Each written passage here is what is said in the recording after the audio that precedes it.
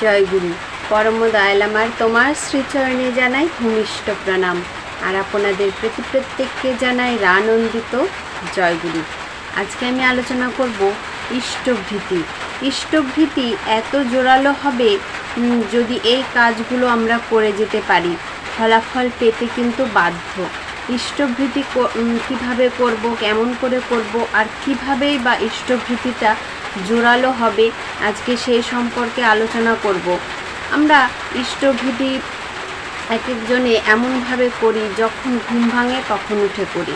অনেকে 7টা, অনেকে 8টা, অনেকে বা 10টা। কিন্তু ঠাকুর বলেছেন যে ইষ্টভৃতিটাকে ব্রাহ্ম মুহূর্তে করার কথা। কারণ ইষ্টভৃতিটা যখন আমরা ব্রাহ্ম মুহূর্তে করব, তখন মনটা স্থির থাকবে, আর চারিপাশের কোনো আওয়াজ আসে না, একদম শান্ত পরিবেশ থাকে। আর নিরিবিলি কোনো স্থানে ইষ্টভৃতি করতে বলেছেন। এই নিয়ে পরপর আমার অনেকগুলো ভিডিও আছে, যদি চান দেখে নিতে পারেন। তো কি করে আমরা ইষ্টভৃতিটাকে জোরালো করব, আজকে সেই নিয়েই চলুন আলোচনা করছি।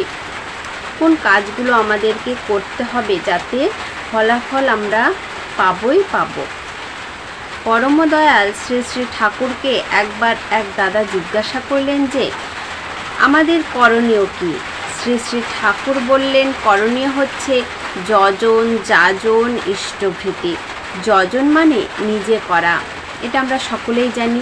যাজন মানে অন্যের মধ্যে সঞ্চারিত করা, আমার মনের ভাবটাকে অন্যের মধ্যে সঞ্চারিত করাই হচ্ছে যাজন। আর ইষ্টভৃতি করা মানে নিজে কিছু খাবার আগে রোজ তাকে নিবেদন করা। ঠাকুরকে আমরা সকলেই দিই, সকলে না খেয়ে দেওয়ারই চেষ্টা করি। তাই নিজে জলগ্রহণের পূর্বে আমরা তাকে যে কিছু অর্ঘ্য নিবেদন করি, সেটাই হচ্ছে ইষ্টভৃতি। তার জন্য করার মধ্য দিয়েই অনুরাগ বাড়ে। ছেলেপিলেকে দিয়ে ওইভাবে মা বাবাকে দেওয়ার অভ্যাস করতে হয়।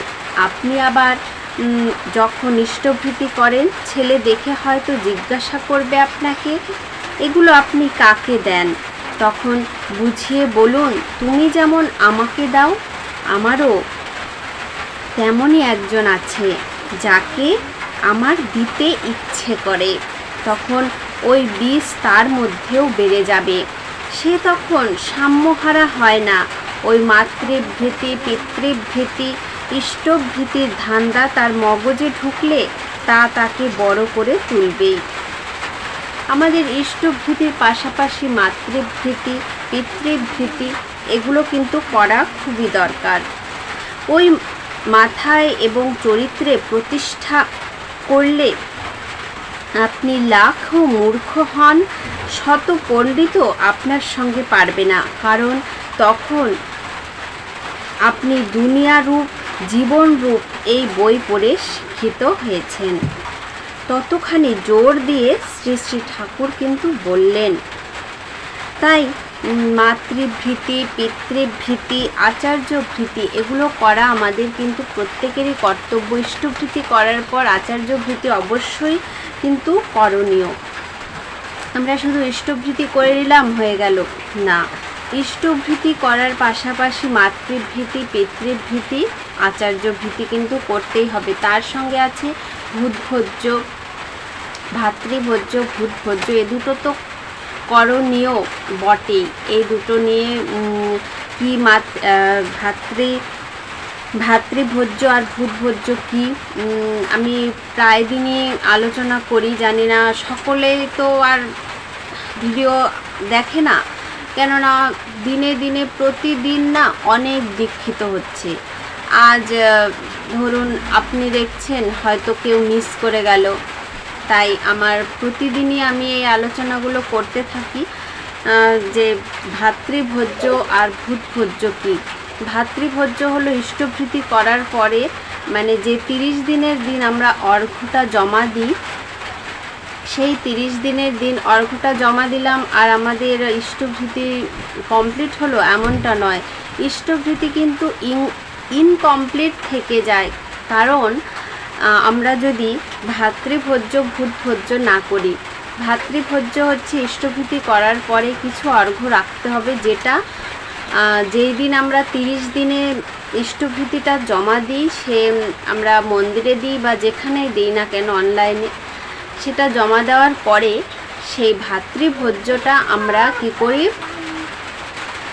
কোনো গুরু ভাইকে আমরা সেটা দান করি। সে যে যার যেমন সামর্থ্য, এখানে ঠাকুর কোনো নির্দিষ্ট অর্ঘ্য বলে দেননি যে অর্ঘ্যটা দিতে হবে, যে যেমন যার সামর্থ্য সে সেই মতো ভাতৃভোজ্যটা কিন্তু গুরু ভাইদের দেয়। আর ভূতভোজ্য হচ্ছে 30 দিনের দিন ইষ্টভূতি জমা দেওয়ার পরে কিছু পশু পাখিদের কিছু দান করা, মানে কিছু দেওয়া।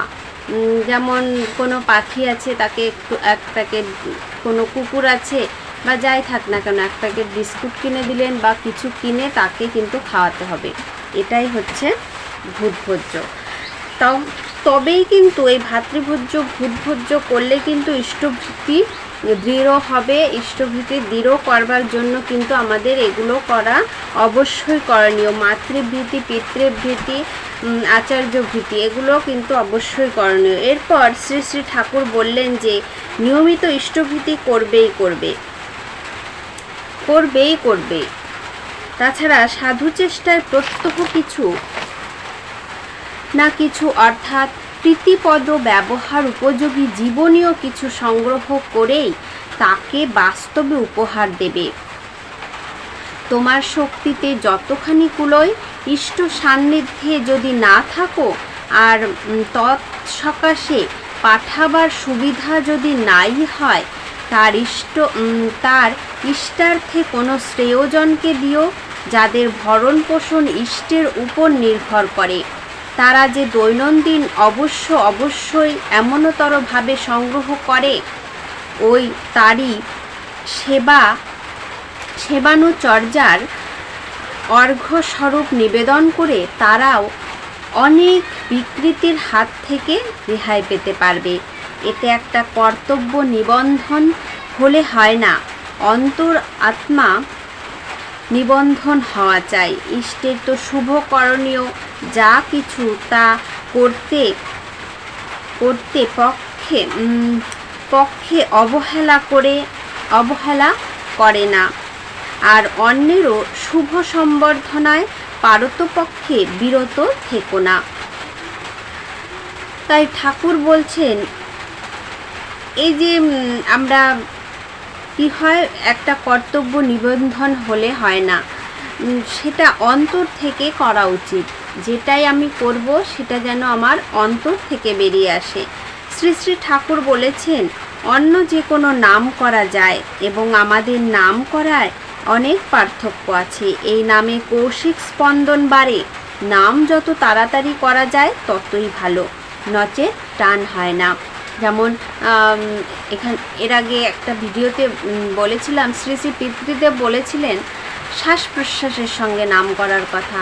শ্বাস প্রশ্বাস মানে এই যে আমি শ্বাস নিচ্ছি ছাড়ছি, একবার নিচ্ছি আবার এই যে ছাড়ছি, তো এইভাবে যখন শ্বাসটা নিচ্ছি তখন নাম করতে হবে, আবার ছাড়ছি তখন নাম করতে হবে। এতটা দ্রুত করতে করতে যত দ্রুত আমি নামটা করতে পারবো ততই কিন্তু টান হয়। তাড়াতাড়ি করলে জোর বাড়ে, ঠাকুর বলেছেন। নাম যত তাড়াতাড়ি করা যায় ততই ভালো। নাম করতে করতে চিন্তাধারায় ছুটে বেড়ায় অবচেতন এবং অচেতন স্তর থেকে। এগুলি আবার বোধের সৃষ্টি করে। অজানার মধ্যে বিরাট বিস্তার আছে। তাই ঠাকুর বললেন, সুন্দরভাবে বললেন যে ঠাকুরকে যদি আমরা ভালোবাসতে পারি তাহলেই কিন্তু সম্ভব সব কিছু। বীজ মন্ত্র করার সাথে সাথে শক্তির কিন্তু টের পাওয়া যায়। আমরা যত বীজ মন্ত্রটা করতে থাকবো তত আমরা সেই শক্তিটা অনুভব করতে পারবো। যত আমরা একটা টাইম বেঁধে নেব যে এই টাইমে আমরা নাম করব। যেমন আমি শোবার আগে নাম করি, 5 মিনিটই ধরে নেন, 5 মিনিটও যদি করেন তাহলেও কিন্তু সেই নামটা আমাকে মন থেকে অন্তর থেকে করতে হবে। একটা টাইম বেঁধে নিতে হবে যে এই টাইমে আমি নাম করব। সেটা আপনি সবার আগে করতে পারেন, তবে সেই টাইমটা যেন নির্দিষ্ট টাইম হয়। সুকেন্দ্রিক হয়ে করলেই হয়। আমরা অনেক সময় ফাঁকা ফাঁকা করি, তাতে বোঝা যায় না। সুকেন্দ্রিক হয়ে করলে আলো আসে, সেটা কারো অন্তর্দৃষ্টির ভিতর দিয়ে ফুটে বেরোয়, কারো বিশেষ শক্তির ভিতর দিয়ে বেরোয়। একটাকে পেলে অনুভূতি, আর আর একটাকে বলা হয় বিভূতি। একটাকে বলা হয় অনুভূতি, আর একটাকে বিভূতি। কারো দুটো একসঙ্গে হয়, আবার এমনতর হয় কেউ হয়তো কথা কইতে জানে না, এমন কথা বলছি, কি বলছি নিজেই জানি না। যারা শোনে তারা মন্ত্রমুগ্ধ হয়ে যায়, এমনটাই হয়। ঠাকুরের যখন আলোচনা করা যায় বা ঠাকুরের কথা বলা যায়, ঠাকুরকে ভালোবাসা যায়, তখন ঠাকুর কিন্তু তার মধ্যে দিয়ে নিজের কথাগুলো বলিয়ে নেয়। যারা শোনে তারা মন্ত্রমুগ্ধ হয়ে যায়। এটা ইষ্টভীতি থেকে আসে, নাম ধ্যান থেকে হয়। আর যত আমরা ইষ্টভীতিটা সঠিকভাবে করতে পারবো, নাম ধ্যানটা সঠিকভাবে করতে পারবো, ততই কিন্তু আমরা সফলতার দিকে এগিয়ে যাব। তখন আমাদের বাধ্য হবে ভাগ্য খুলতে, বা বাধ্য হবে ভাগ্যটা ফুটে বেরোতে, আর দারুণ ফলাফল কিন্তু আমরা তখন পাবো। আজকের আলোচনা প্রসঙ্গ এই পর্যন্তই। আপনারা সকলে ভালো থাকবেন, সুস্থ থাকবেন। জয় গুরু।